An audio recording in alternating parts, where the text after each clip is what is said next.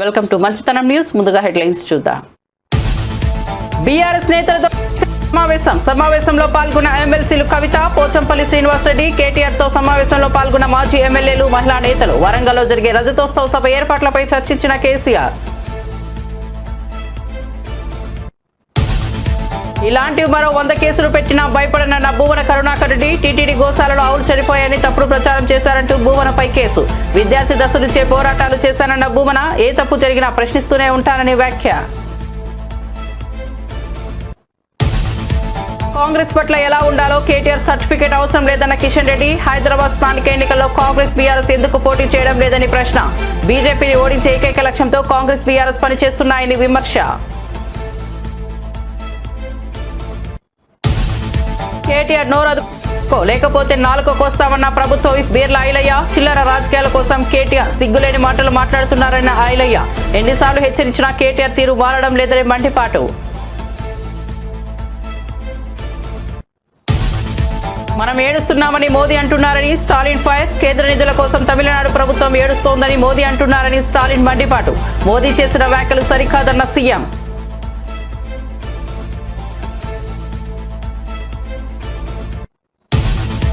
పేదల కన్నిటిని తుడిచేందుకు భూభారతిని తీసుకొచ్చామన్న పొంగులేటి శ్రీనివాసరెడ్డి. గతంలో ధరణి గురించి రెవెన్యూ సదస్సులు ఎక్కడైనా పెట్టారా అని ఆగ్రహం. భూ సమస్యలకు సంబంధించి 9.24 లక్షల దరఖాస్తులు వచ్చాయన్న మంత్రి.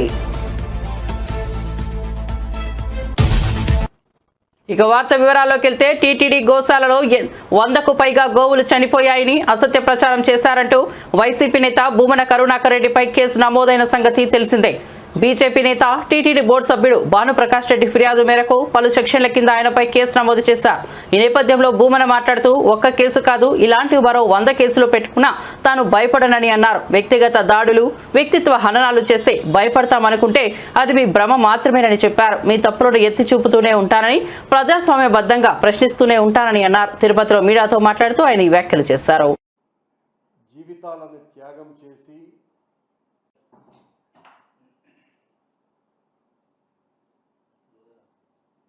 నిన్న తిరుమలలో, తిరుపతిలో ఎన్నడూ లేని విధంగా సాధువుల తిరుగుబాటును చూశాం. దాదాపు 100 మందికి పైగా సాధువులు హిందూ ధర్మ పరిరక్షణ కోసమని నడుం బిగించినటువంటి, జీవితాలను త్యాగం చేసి హిందూ ధర్మాన్ని కాపాడాలని కంకణబద్ధులైనటువంటి సాధువుల పట్ల ప్రభుత్వం ఎంత అమానుషంగా వ్యవహరించింది అంటే, వాళ్ళు కోరినటువంటి కోరిక ఏంటి? గతంలో మేము ప్రభుత్వంలో ఉన్నప్పుడు మేమేదో ముంతాజ్ హోటల్కు అనుమతులు ఇచ్చామని మా మీద ఇష్టం వచ్చినట్టుగా మాట్లాడినటువంటి తెలుగుదేశం పార్టీ, జనసేన పార్టీలు, బీజేపీ పార్టీలు వాళ్ళు అధికారంలోకి వచ్చిన తర్వాత అదే హోటల్కు అనుమతి ఇవ్వటం. అంతవరకు మేము అనుమతులు ఇవ్వలేదు. ఆ హోటల్కి అనుమతులు ఇచ్చినందుకు ఇది అన్యాయము అని నినదించినటువంటి సాధు పుంగవులను రౌడీల కంటే, సంఘ విద్రోహుల కంటే నీచాతి నీచంగా చూసి, పశువుల్ని తోసినట్టుగా తోసి వాళ్ళనందరినీ కూడా ఒక పనికిమాలిన వ్యాన్లలో కుక్కి వాళ్ళందరినీ బాకరపేట అడవుల్లో వదలటం జరిగింది. బాకరపేట పోలీస్ స్టేషన్ దగ్గర ఎంత దుర్మార్గంగా వ్యవహరిస్తుంది. హిందూ ధర్మ పరిరక్షణ కోసమని మేము ప్రాకులాడతాం, కట్టుబడి ఉన్నామని చెప్పేటువంటి చంద్రబాబు నాయుడు గారు, పవనానంద స్వాముల వాళ్ళ హయాంలో తిరుమల చరిత్రలోనే ఎన్నడూ లేని విధంగా దాదాపు 2000 సంవత్సరాలకు పైగా లిఖిత చరిత్ర ఉన్నటువంటి కొండ మీద ఇలా సాధువులు తిరుగుబాటు చేసినటువంటి సంఘటన ఒక్కటి కూడా లేదు. అలాంటిది ఈ రోజున కూటమి ప్రభుత్వం చేస్తున్నటువంటి ఈ అరాచకానికి వ్యతిరేకంగా వాళ్ళందరూ తిరుగుబాటు చేస్తే, నినదిస్తే వాళ్ళ పట్ల, సంఘ విద్రోహక శక్తుల పట్ల ఏ రకంగా అయితే వ్యవహరిస్తారో అలా ఆ కాషాయాంబరదారులందరినీ కూడా ఈడ్చి పారేసింది కూటమి ప్రభుత్వం. ఇంతకంటే హిందూ ధర్మానికి అవమానకరమైనటువంటి సంఘటన భారతదేశంలోనే జరగల. అది మత కల్లోలాలు ఉన్నటువంటి ప్రదేశాలలో కూడా ప్రభుత్వం తీవ్ర స్థాయిలో విరుచుకుపడ్డారు. సీఎం రేవంత్ రెడ్డి మంత్రులు తమ 15 నెలల పాలనలో సంక్షేమ పథకాలు, సోనియా గాంధీ ఇచ్చిన అభయహస్తం, 6 గ్యారంటీలను అమలు చేస్తుంటే కేటీఆర్ ఓర్చుకోలేక చిల్లర మర్లర రాజకీయాలు చేస్తున్నారని మండిపడ్డారు. చిల్లర రాజకీయాల కోసం సిగ్గులేని మాటలు మాట్లాడుతున్నారని విమర్శించారు. నోరు అదుపులో పెట్టుకో బిడ్డ, లేకపోతే నాలుక కోస్తామని హెచ్చరించారు. నోరు అదుపులో పెట్టుకోమని ఎన్నిసార్లు హెచ్చరించినా నీ తీరు మారడం లేదని ఐలయ్య అన్నారు. 10 ఏళ్ల పాటు తెలంగాణను పందికొక్కుల్లా దోచుకున్నారని, పింక్ మీడియా, సోషల్ మీడియా ద్వారా కాంగ్రెస్ ప్రభుత్వాన్ని బదనాం చేయాలని చూస్తున్నారని మండిపడ్డారు. మతిభ్రమ నుంచి మాట్లాడుతున్నాడు.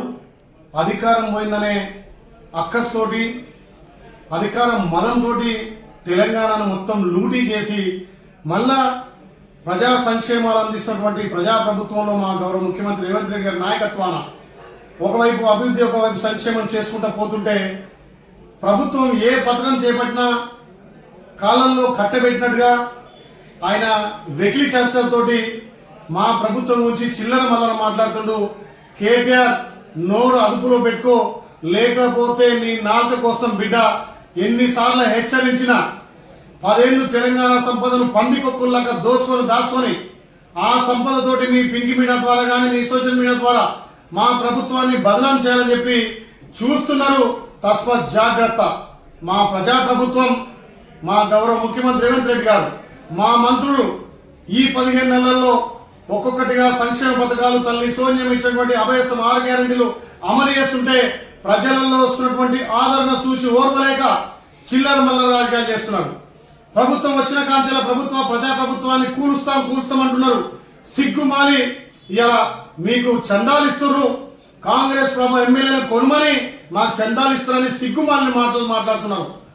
తెలంగాణ సంపదను దోచుకుంది దాలకుండా రియల్టర్ దగ్గర, బ్రోకర్ల దగ్గర, భూ స్కాములు చేసిన దగ్గర చందాలు వసూలు చేస్తున్నటువంటి కేటీఆర్ నీ లెక్క బస్సులో అంగట్లో సంతలో పసులో ఉన్నట్టుగా అమ్ముడు పోయే ఎమ్మెల్యేలు కాదు. ఇలా ప్రజల చేత ఎన్నుకోబడ్డటువంటి కాంగ్రెస్ ఎమ్మెల్యేలు, నికాలసైన ఎమ్మెల్యేలు. మీ పరిపాలన నచ్చక, మీ అయ్య పాలన నచ్చకనే ఇలా కాంగ్రెస్ వైపు 10 మంది మద్దతు ఇచ్చి మీ ఎమ్మెల్యేలు వస్తుంటే సిగ్గు మాలి ఎమ్మెల్యేలు కొంటా అని చెప్పి నోరు అదుపులో పెట్టుకొని మాట్లాడాలి. మీకు చందాలు ఎవరు ఇస్తారో, మీకు భూ కబ్జాలు, భూదందాలు చేసినోళ్ళు, మీకు తెచ్చినటువంటి భూధరణి చట్టం ద్వారా 1000 ఎకరాలు కొల్లగొట్టి, ప్రభుత్వ భూములను కొల్లగొట్టి, వసుబోర్డు భూములను, దేవాదాయ భూములను కొల్లగొట్టి ఆ డబ్బుతోటి ఎమ్మెల్యేలను చూస్తున్నావు. తస్మత్ జాగ్రత్త బిడ్డ. నీ పరిపాలన చూసే ప్రజలు విసిగి వేగారు. నువ్వు కాదు, నీ అయ్య కాదు, నీ జేజమ్మ దిగొచ్చిన తెలంగాణలో 10 సంవత్సరాలు ప్రజాపాలన గౌరవ ముఖ్యమంత్రి రేవంత్ రెడ్డి గారి నాయకత్వాన కాంగ్రెస్ పార్టీ 10 ఏళ్ల అధికారం ఉంటది. నువ్వు రాసి పెట్టుకో. ఇలాంటి చిల్లర మల్లర రాజకీయాలు చేస్తే మిమ్మల్ని ఇప్పటికే బొందబెట్టిరు. ఎంపీ ఎలక్షన్ లో గుండుసులు చూపించారు. రేపు రాబోయే స్థానిక సంస్థల్లో మిమ్మల్ని గ్రామాలలో తిరగనియరు. మా ప్రభుత్వం చేపట్టినటువంటి సంక్షేమ పథకాలు, మహిళలకు పెద్దపీట వేసినాం, రైతులకు పెద్దపీట వేసినాం, యువతకు ఉద్యోగాలు ఇచ్చినాం, ఇలా ఉద్యమకారులకు పెద్దపీట వేసినాం. ఇలా గ్రామాన రేషన్ బియ్యం, సన్న బియ్యం ద్వారా పేదోడికి 3 పూటల సన్న బియ్యం పెట్టే అవకాశం భారతదేశంలో ఏ ప్రభుత్వం చేయలే. ఓన్లీ తెలంగాణలో గౌరవ ముఖ్యమంత్రి రేవంత్ రెడ్డి నాయకత్వాన. కాంగ్రెస్ పార్టీ పట్ల ఎలా వ్యవహరించాలనే దానిపై కేటీఆర్ సర్టిఫికేట్ బీజేపీకి అవసరం లేదని కేంద్ర మంత్రి కిషన్ రెడ్డి స్పష్టం చేశారు. హైదరాబాద్ స్థానిక సంస్థల ఎన్నికల్లో కాంగ్రెస్, బీఆర్ఎస్ పార్టీలు ఎందుకు పోటీ చేయడం లేదని ఆయన ప్రశ్నించారు. రాష్ట్రంలో అధికారంలో ఉన్న కాంగ్రెస్ పార్టీ ఎన్నికలకు దూరంగా ఉండటం సరికాదని అన్నారు. బేగంపేటలో ఎమ్మెల్సీ ఎన్నికపై నిర్వహించిన బీజేపీ సన్నాహక సమావేశంలో ఆయన మాట్లాడుతూ మజ్లిస్ పార్టీకి వ్యతిరేకంగా బీజేపీ నిరంతరం పోరాటం చేస్తోందని అన్నారు. మజ్లిస్ పార్టీకి సంతోషంగా ఉండాలి, మజ్లిస్ పార్టీ కనుసైగల్లో ఉండాలి, మజ్లిస్ పార్టీ మెప్పు పొందాలి. ఈరోజు ఈ తెలంగాణ దురదృష్టము ఈ రకమైనటువంటి పరిస్థితి వచ్చింది. గతంలో ఆంధ్రప్రదేశ్ ఉన్నప్పుడు పరిస్థితి వేరు. ఈరోజు తెలంగాణ ఏర్పడిన తర్వాత తెలంగాణ ప్రజలు చైతన్యం కాకపోతే, తెలంగాణ ప్రజలు రానున్నటువంటి ప్రమాదాన్ని గ్రహించకపోతే, తెలంగాణ ప్రజలు ఈ తెలంగాణను రక్షించుకోవాలనేటువంటి ఆలోచన లేకపోతే మళ్ళీ నిజాం పరిపాలన ఏ రకంగా రజాకార్ల కాలంలో ఏ రకమైనటువంటి దౌర్జన్యకాండ కొనసాగిందో అదే పరిస్థితి వస్తుంది. ఈరోజు పాతపట్నంలో రజాకార్ల సమయంలో దౌర్జన్యాలు జరిగినాయి. స్వాతంత్రం వచ్చిన తర్వాత మనం ఎన్నుకున్నటువంటి ప్రభుత్వాలు అధికారంలో ఉన్న తర్వాత ఎన్ని బస్తీలు కాలైనాయో నేను పత్రికా విలేకరులందరినీ కోరుతా ఉన్నాను, ఒక్కసారి మీరు సర్వే చేయండి. నేను హైదరాబాద్ పాతపట్నంలో పెరిగాను. ఎన్ని హిందూ బస్తీలు, దళితులు ఉండేటువంటి బస్తీలు ఊచకోత కోసి దౌర్జన్యం చేసి ఈ మజ్లిస్ పార్టీ ఆ బస్తీలన్నిటిని కూడా అడ్డికి పావుశారంటారు తెలంగాణలో. ఆ రకంగా ఇండ్లన్నిటిని కూడా స్వాధీనం చేసుకొని ఎన్ని ఖాళీ చేయించారో ఒక్కసారి సర్వే చేయాల్సిందిగా కోరుతా ఉన్నాను. ఈ ప్రభుత్వం ఒక వైట్ పేపర్ పబ్లిష్ చేయాల్సిందిగా కోరుతా ఉన్నాను. కాబట్టి ఇది చాలా పెద్ద ప్రమాదం. అందుకే తెలంగాణ ప్రజలు జాగ్రత్త పడాల్సిన అవసరం ఉంది. నేను ఒక్కటే అడుగుతా ఉన్నాను, రాహుల్ గాంధీకి ఎందుకు ఈరోజు హైదరాబాద్ నగరంలో అధికారంలో ఉండి మీరు ఈ ఎమ్మెల్సీ ఎలక్షన్స్ లో ఎందుకు పోటీ చేయడం లేదో చెప్పే ధైర్యం ఉందని అడుగుతా ఉన్నాను. ఎందుకు మజ్లిస్ పార్టీకి వ్యతిరేకంగా ఎందుకు పోటీ చేయలేదో తెలంగాణ ప్రజలకు జవాబు చెప్తారు అడుగుతా ఉన్నాను. ఎందుకు ఈరోజు బీఆర్ఎస్ పార్టీ మీరు మొన్న పార్లమెంట్ ఎలక్షన్స్ లో పోటీ చేశారు కదా, ఎమ్మెల్యే ఎలక్షన్స్ లో పోటీ చేశారు కదా, ఓడిపోతామని తెలిసి కూడా పోటీ చేశారు కదా, డిపాజిట్ రాదని తెలిసి కూడా పోటీ చేశారు కదా, బీజేపీని ఓడించడం కోసం మజ్లిస్ పార్టీని గెలిపించడం కోసం అసెంబ్లీ ఎలక్షన్స్ లో, కార్పొరేషన్ ఎలక్షన్స్ లో, ఎంపీ ఎలక్షన్స్ లో మీరు పోటీ చేశారు కదా, ఇప్పుడు ఎందుకు పోటీ చేయడం లేదో చెప్పాలి. ఇదంతా కూడా మజ్లిస్ పార్టీతో చేసుకున్నటువంటి దుర్మార్గమైనటువంటి ఒప్పందం. బీజేపీని ఓడించేటువంటి కుట్ర, బీజేపీ చేసేటువంటి కుట్రలో భాగంగానే ఈ మూడు పార్టీలు కూడా ఒకటై ఈరోజు భారతీయ జనతా పార్టీని ఓడించేటువంటి ప్రయత్నం చేస్తా ఉన్నారు. భారతీయ జనతా పార్టీని అణిచివేసేటువంటి ప్రయత్నం చేస్తా ఉన్నారు. జాతీయ భావజాలాన్ని తొక్కిపెట్టేటువంటి ప్రయత్నం చేస్తా ఉన్నారు. ఇక్కడ ప్రజల హక్కులను కాలరాచేటువంటి ప్రయత్నం చేస్తా ఉన్నారు. ఈ మూడు పార్టీలు కూడా కుటుంబ పార్టీలే. సోనియా కుటుంబము, నెహ్రూ కుటుంబము, కేసీఆర్ కుటుంబము, ఓవైసీ కుటుంబం, ఈ మూడు కుటుంబ పార్టీలు ఈరోజు తెలంగాణ రాష్ట్రాన్ని, హైదరాబాద్ నగరాన్ని మరి కేంద్ర ప్రభుత్వ నిధుల కోసం మన ప్రభుత్వం ఏడుస్తోందని ప్రధాని మోదీ అంటున్నారని తమిళనాడు సీఎం స్టాలిన్ మండిపడ్డారు. కేంద్రం నుంచి ఎంత ఇచ్చినా తమిళనాడులో ఉన్న వాళ్ళు ఏడుస్తున్నారని మోదీ ఆరోపించారని, అలాంటి వ్యాఖ్యలు సరికాదని అన్నారు. గుజరాత్ సీఎంగా మోదీ ఉన్నప్పుడు నిధుల కోసం కేంద్ర ప్రభుత్వాన్ని ఎలా అడిగారో అందరికీ తెలుసునని చెప్పారు. కేంద్రం నుంచి ఎన్ని నిధులు ఇచ్చినా మనం ఏడుస్తున్నది మోదీ అనడం దారుణమని అన్నారు. డిలిమినేషన్ వల్ల లోక్సభ స్థానాలు తగ్గవని కేంద్ర హోంమంత్రి అమిత్ షా హామీ ఇవ్వాలని స్టాలిన్ డిమాండ్ చేశారు. నీట్ పరీక్ష నుంచి తమిళనాడును విముక్తి చేయాలని కోరారు. తమిళనాడుపై హిందీ భాషను బలవంతంగా రుద్దే ప్రయత్నం చేయరాదని అన్నారు. திமுகவோட போர் என்னன்னு தமிழ்நாட்டு மக்களுக்கு மட்டும் இல்ல, இந்தியாவில் இருக்கக்கூடிய எல்லோருக்கும் தெரிஞ்சிருக்கப்போ இதான் திமுக போவர். உண்மை இப்படி இருக்க திசை மாறி சென்று கொண்டிருப்பவர்கள், திசை காட்டிகளாக இருக்கிற எங்களை பார்த்து திசை புலம்ப வேண்டாம். நான் கேட்பது, மாண்புமிகு ஒன்றிய உள்துறை அமைச்சர் அமித்ஷா அவர்களே, நீட் தேர்வில் விளக்கு தருவோம்னு உங்களால் சொல்ல முடியுமா? இந்தியை திணிக்க மாட்டோம்னு உங்களால் உறுதியளிக்க முடியுமா? தமிழ்நாட்டுக்கு இவ்வளவு சிறப்பு நிதியை கொடுத்திருக்கிறோம்னு பட்டியல் போட முடியுமா? தொகுதி மறுசீரமைப்பால தமிழ்நாட்டோட பிரதிநிதித்துவம் குறையாதுன்னு வாக்குறுதி கொடுக்க முடியுமா? நாங்க செய்யறது திசை திருப்பல்னா இதுக்கெல்லாம் தெளிவான பதில தமிழ்நாட்டு மக்களுக்கு ஏன் நீங்க கொடுக்கல? அடுத்து கொஞ்ச நாளைக்கு முன்னாடி தமிழ்நாட்டுக்கு நம்முடைய மாண்புமிகு பிரதமர் அவர்கள் வந்தார்கள்.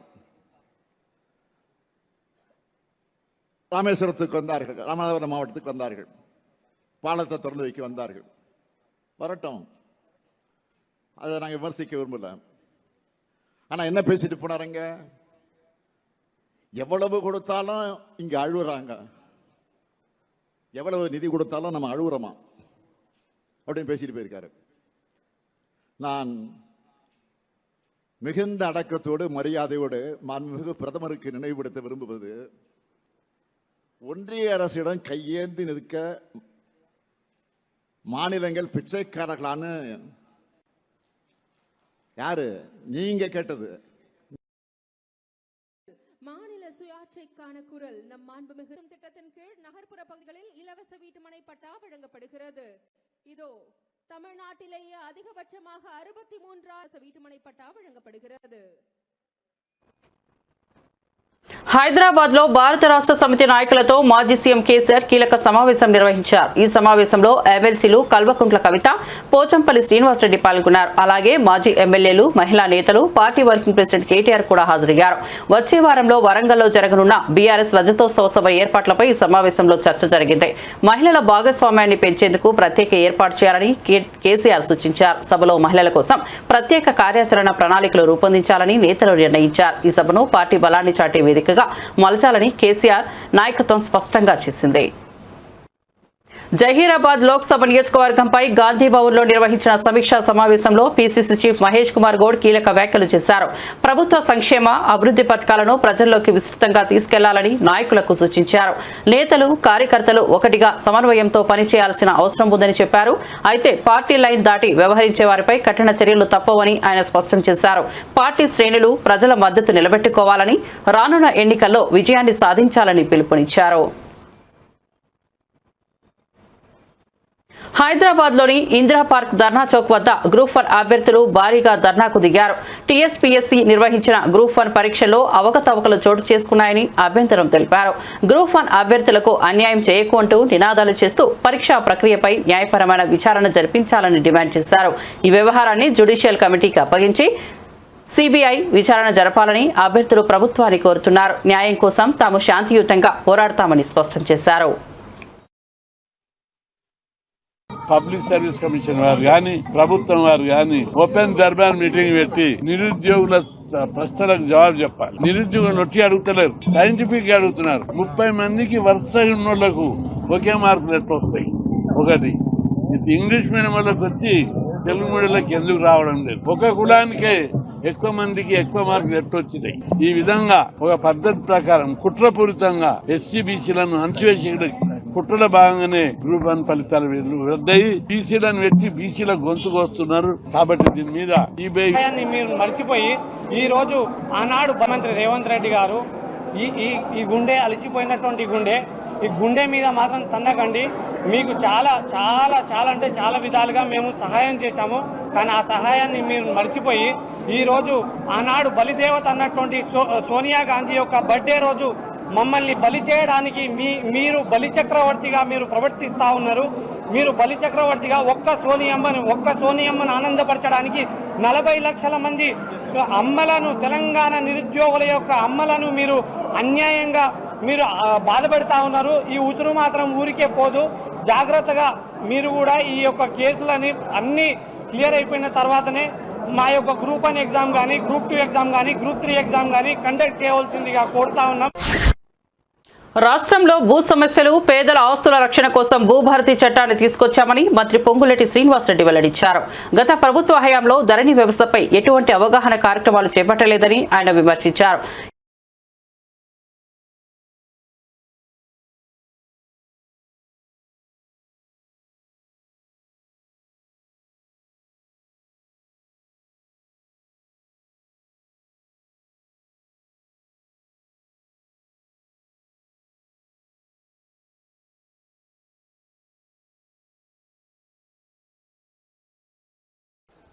వీధుల్లో రౌడీల్లా ఆ బిల్లు పెట్టకుండా ఎలా అడ్డుకున్నారో, స్పీకర్ గారి మీద గాని నా మీద గాని ఆ కాగితాలు చింపి ఎలా వేశారో ఆనాడు రాష్ట్ర ప్రజలందరూ ప్రత్యక్షంగా చూశారు. అయినా వాళ్ళకి జ్ఞానోదయం రాలే. 2 పర్యాయాలు చెంప చెల్లుమనేటట్టు తెలంగాణ ప్రజలు తీర్పు ఇచ్చినా వారు ఏం తప్పు చేశారో, ధరణిలో ఏమి తప్పులున్నాయో అనేది గ్రహించకుండా ప్రతిపక్షంలో ఉన్నావు కాబట్టి ఏది పడితే అది మాట్లాడతామని, మాట్లాడితే చెల్లుద్దని వారు అనుకున్నారే తప్ప వారు చేసిన తప్పుని గ్రహించకపోవటం నిజంగా దురదృష్టకరం. ఈ వేదిక మీద నుంచి వారిని ఒక్కటే అడగదలుచుకున్నాను. అయ్యా, మీరు 2020 చట్టం చేశారు. చట్టము చేసిన తర్వాత చట్టాలలో లొసుకులు, మీ స్వార్థము, మీ వ్యవహారము అది తర్వాత మాట్లాడతాను.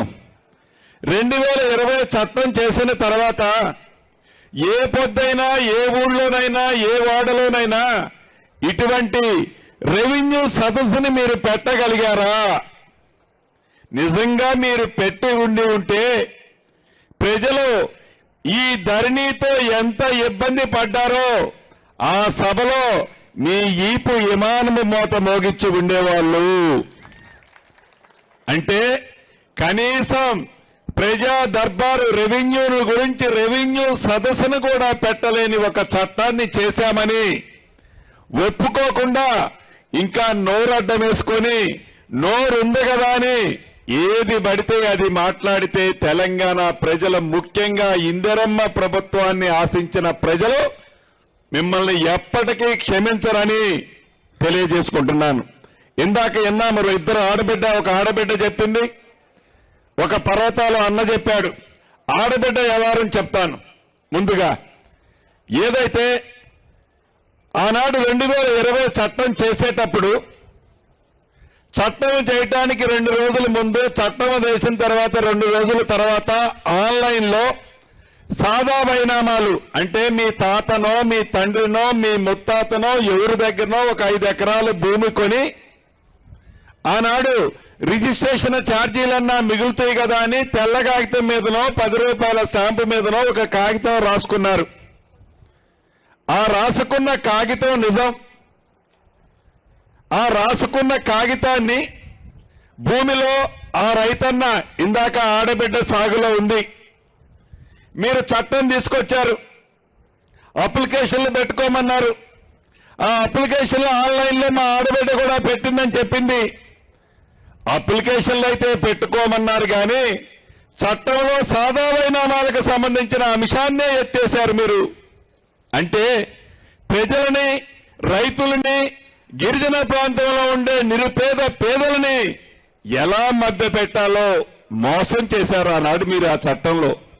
మన ఇందిరమ్మ ప్రభుత్వంలో ఈ భూభారతి చట్టంలో ఏదైతే ఆనాడు 9,24,000 అప్లికేషన్లు ఆన్లైన్లో ఉన్నాయో, ఈ ఆన్లైన్లో ఉన్న 9,24,000 అప్లికేషన్లు న్యాయమైన ప్రతి దాన్ని చిత్తశుద్ధితో మా అధికారులు పరిష్కరించే విధంగా ఈ చట్టంలో అవకాశాన్ని కల్పించాం. అదే భూభారతి. పశ్చిమ గోదావరి జిల్లా పాలకులు నియోజకవర్గంలో పర్యటించిన రాష్ట్ర మంత్రి నిమ్మల రామానాయుడు పాలకులు మండలంలోని పొడూరు ప్రాంతంలో 2.62 కోట్లతో నిర్మించనున్న పంట కాలువల పక్క రోడ్లకు శంకుస్థాపన చేశారు. ఈ సందర్భంగా మాజీ సీఎం పై తీవ్ర విమర్శలు చేశారు. మరోసారి అధికారం కోసం జగన్ విద్వేషాలు రెచ్చగొడుతున్నారని ఆరోపించిన మంత్రి నిమ్మల రోడ్డు ప్రమాదంలో మరణించిన పాస్టర్ ప్రవీణ్ ఘటనపై వైసీపీ చేస్తున్న దుష్ప్రచారాన్ని తీవ్రంగా ఖండించారు. వక్ఫ్ బిల్లుపై వైసీపీ తీసుకుంటున్న ద్వంద్వ వైఖరిని ప్రజలు గమనిస్తున్నారని వ్యాఖ్యానించారు. పార్లమెంట్ చరిత్రలో ఓటింగ్ అయ్యాక విప్ జారీ చేసిన ఘనత జగన్దేనంటూ ఎద్దేవా చేశారు. నాస్తికుడిని టీటీడీ చైర్మన్ గా నియమించడం వైసీపీ చేసిన భయంకర తప్పిదమని నిమ్మల వ్యాఖ్యానించారు. 10-15 వార్డులు ముంచేసేటువంటి దుఃఖదైన ట్రైన్ ఏదైతే ఎన్నికల ముందు నేను ఒక మాట ఇచ్చాం, రేపు అధికారంలోకి వచ్చిన తర్వాత దీన్ని పూర్తి చేసేటువంటి బాధ్యత తీసుకుంటానని మాట ఇచ్చాను. ఎందుకంటే ఆ రోజు 14-19లో నేను పనులు ప్రారంభిస్తే ఆ రోజు వైసీపీ గద్దలు అడ్డుకున్నటువంటి పరిస్థితి. కొన్ని 5 సంవత్సరాల్లో వాళ్ళు ఏమన్నా చేశారని అంటే మరి ఒక్క అరబస్తా సిమెంట్ కానీ ఒక్క రూపాయి చేయలేదు కదా, నేను తెచ్చిన నిధులు కూడా రద్దు చేసినటువంటి పరిస్థితి. మళ్ళీ ఈరోజు అధికారంలోకి వచ్చిన 9 నెలల్లోనే మళ్ళీ ఈరోజు మరి 14 కోట్ల రూపాయలు అక్షరాల ఈ యొక్క దమ్మేపర్తికి నిధులు కేటాయించి మరి మొన్ననే మేము కొబ్బరికాయ కొట్టాము. మరి మొన్ననే తర్వాత రోజు కొలతలు వేశారు, మళ్ళీ ఈ రోజు వెంటనే పనులు కాంక్రీట్ పనులు ప్రారంభించారు. అంటే మాట ఇస్తే ఆ మాటను నిలుపుకోనేటానికి ఈ యొక్క దమయపర్తి డ్రైనే ఒక ఉదాహరణ అనే విషయాన్ని సందర్భంగా తెలియజేసుకుంటూ, ఇది క్లిష్టమైనటువంటి పని, ఊబిలో చేసేటువంటి పని. ఎప్పటికప్పుడు డ్రైన్స్ నుంచి నీరంతా కూడా దీంట్లోకి వచ్చేసేటువంటి పరిస్థితుల్లో కూడా, అటువంటి ప్రతికూల పరిస్థితుల్లో కూడా వర్క్ ని ఎప్పటికప్పుడు ఇన్స్పెక్ట్. బులెటిన్ ముగించే ముందు హెడ్లైన్స్ మరోసారి చూద్దాం. బీఆర్ఎస్ నేతలతో సమావేశంలో పాల్గొన్న ఎమ్మెల్సీలు కవిత, పోచంపల్లి శ్రీనివాసరెడ్డి, కేటీఆర్ తో సమావేశంలో పాల్గొన్న మాజీ ఎమ్మెల్యేలు, మహిళా నేతలు. వరంగల్లో జరిగే రజతోత్సవ సభ ఏర్పాట్లపై చర్చించిన కేసీఆర్. ఇలాంటివి మరో 100 కేసులు పెట్టినా భయపడనన్న భూమన కరుణాకర్ రెడ్డి. టీటీడీ గోశాలలో ఆవులు చనిపోయాయని తప్పుడు ప్రచారం చేశారంటూ భూమనపై కేసు. విద్యార్థి దశ నుంచే పోరాటాలు చేశానన్న భూమన, ఏ తప్పు జరిగినా ప్రశ్నిస్తూనే ఉంటానని వ్యాఖ్య. కాంగ్రెస్ పట్ల ఎలా ఉండాలో కేటీఆర్ సర్టిఫికేట్ అవసరం లేదన్న కిషన్ రెడ్డి. హైదరాబాద్ స్థానిక ఎన్నికల్లో కాంగ్రెస్ బీఆర్ఎస్ ఎందుకు పోటీ చేయడం లేదని ప్రశ్న. బీజేపీని ఓడించే ఏకైక లక్ష్యంతో కాంగ్రెస్ బీఆర్ఎస్ పనిచేస్తున్నాయని విమర్శ. కేటీఆర్ నోరదుకో లేకపోతే నాలుకో కోస్తామన్న ప్రభుత్వ విప్ బీర్ల ఐలయ్య. చిల్లర రాజకీయాల కోసం కేటీఆర్ సిగ్గులేని మాటలు మాట్లాడుతున్నారన్న ఐలయ్య. ఎన్నిసార్లు హెచ్చరించినా కేటీఆర్ తీరు మారడం లేదని మండిపాటు.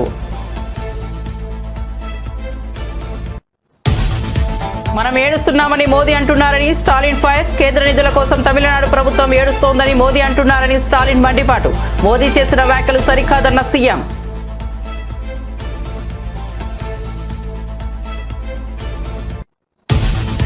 పేదల కన్నీటిని తుడిచేందుకు భూభారతిని తీసుకొచ్చామన్న పొంగులేటి శ్రీనివాసరెడ్డి. గతంలో ధరణి గురించి రెవెన్యూ సదస్సులు ఎక్కడైనా పెట్టారా అని ఆగ్రహం. భూ సమస్యలకు సంబంధించి 9.24 లక్షల దరఖాస్తులు వచ్చాయన్న మంత్రి. అప్డేట్స్ కోసం చూస్తూనే ఉండండి మంచితనం న్యూస్.